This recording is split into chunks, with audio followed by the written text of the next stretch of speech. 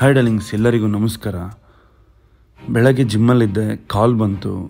ಒಂದು ಹಾವು ಕಾರಲ್ಲಿ ಸೇರ್ಕೊಂಬಿಟ್ಟಿದೆ ಬನ್ನಿ ಅಂತ.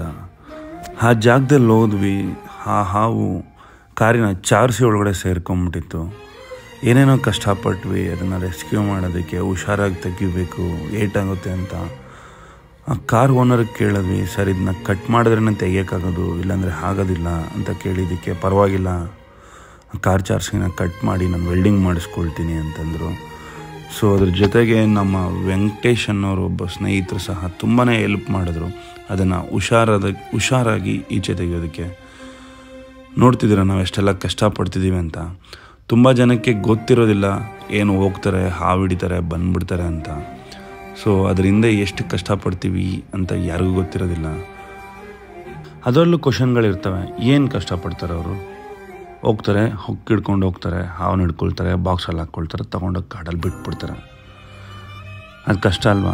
ಮಾಡೋದಾದರೆ ಪ್ರತಿಯೊಬ್ಬರೂ ಮಾಡ್ಬೋದು. ಯಾಕೆ ಮಾಡಲ್ಲ? ಭಯ ಇರುತ್ತೆ. ಸೊ ನಮಗೂ ಭಯ ಇರುತ್ತೆ. ನಾವೇನು ದೇವತಾ ಮನುಷ್ಯರಲ್ಲ, ನಮಗೂ ತುಂಬಾ ಭಯ ಇರುತ್ತೆ ಹಾವನ್ನ ಹಿಡಿಬೇಕಾದ್ರೆ. ನಮಗೆಷ್ಟು ಭಯ ಇರುತ್ತೋ ಅದಕ್ಕಿಂತ ಜಾಸ್ತಿ ಭಯ ನಮ್ಮ ಮನೇಲಿರುತ್ತೆ. ಎಂತಕ್ಕಂದರೆ ಆಚೆ ಹಾವು ಬಂದಿದೆ, ಹಿಡಿಯೋದಕ್ಕೆ ಹೋಗ್ತಿದ್ದೀವಿ, ರೆಸ್ಕ್ಯೂ ಮಾಡೋದಕ್ಕೆ ಹೋಗ್ತಿದ್ದೀವಿ ಅಂತಂದರೆ ಭಯದಲ್ಲೇ ಕಳಿಸ್ತಾರೆ. ಹುಷಾರಾಗಿ ಹೋಗ್ಬಿಟ್ಟು ಬನ್ನಿ, ಅದ್ರ ಹತ್ರ ಆಟ ಆಡೋಕ್ಕೆ ಹೋಗ್ಬಿಡಿ ಅಂತ. ಅದೇ ಜನಕ್ಕೆ ಗೊತ್ತಿರಲ್ಲ. 100 ಸಲ ಫೋನ್ ಮಾಡ್ತೀರಾ ದಾರೀಲಿ ಬರಬೇಕಾದ್ರೆ.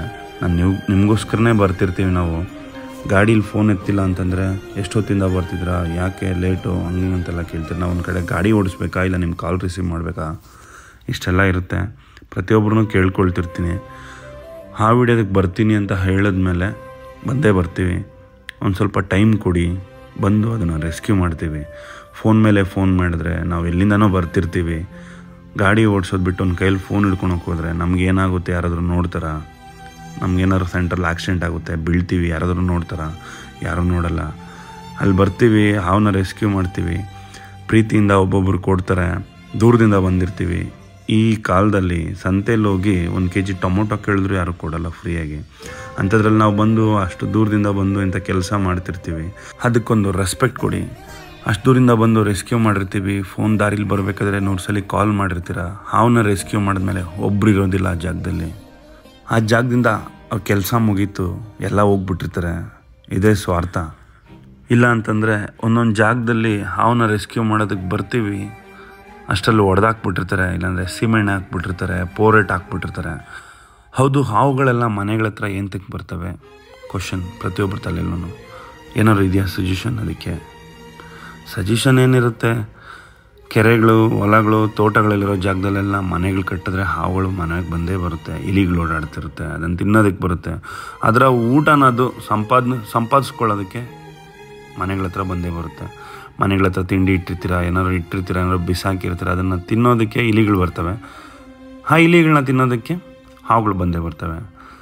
ಎಲ್ಲರಲ್ಲೂ ಕೇಳ್ಕೊಳ್ತಿರ್ತೀನಿ, ದಯವಿಟ್ಟು ಹಾವುಗಳನ್ನ ಯಾರೂ ಹೊಡಿಬೇಡಿ. ಮುಂದಿನ ಪೀಳಿಗೆ ಮಕ್ಕಳಿಗೆ ಹಾವು ತೋರಿಸೋದಕ್ಕೆ ಇರೋದಿಲ್ಲ.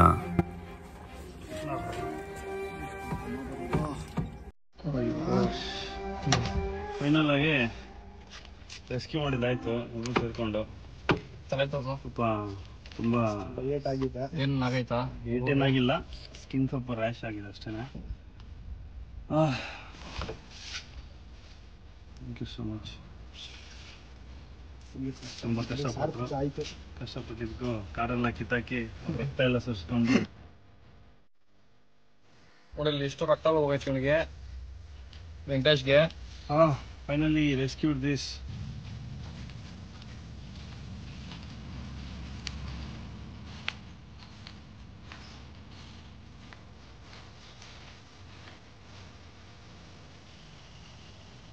ಸೊ ಈಗ ನೋಡಿದ್ವಿ, ಕಾರಲ್ಲಿ ಅಷ್ಟೆಲ್ಲ ಕಷ್ಟಪಟ್ಟು ಈ ರ್ಯಾಟ್ ಸ್ನೇಕ್ನ ರೆಸ್ಕ್ಯೂ ಮಾಡಿದ್ವಿ.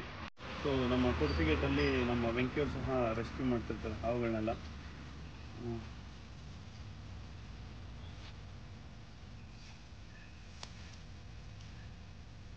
ಎಷ್ಟಾಗ್ಬಿಟ್ಟಿದೆ.